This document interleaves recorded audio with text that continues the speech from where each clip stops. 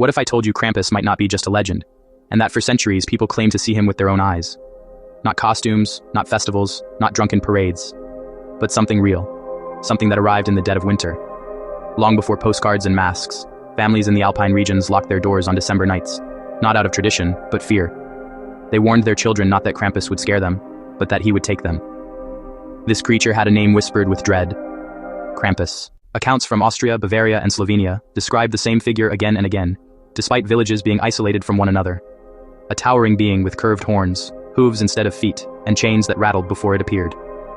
A 17th century parish record from Salzburg described it as a beast with the face of a devil and the body of a goat, heard before it was seen. Another account recorded by folklorist Johann Scheible notes, its chains scraped the ground as it walked, and children screamed before any adult saw it.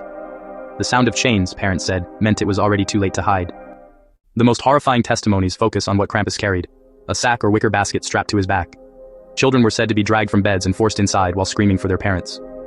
An 1804 village account from Tyrol recorded, "The child was found the next morning, pale and shaking, unable to speak of where he had gone." Other children were never found at all. When snow melted in spring, villagers claimed to find torn clothing, small bones, and footprints that led into the forest and stopped. December 5th became known as Krampusnacht, the night the creature was believed to roam freely. By the 1800s, masked figures began appearing, but witnesses insisted some encounters were different. Hospital records from the late 19th century show broken bones and severe injuries following Krampusnacht events. An Austrian newspaper reported survivors saying, "Those were not men in masks, they were far too tall, too strong." The Catholic Church attempted multiple bans, calling Krampus a demonic survival of pagan darkness. Yet the legend persisted, not because it was entertaining, but because it was feared.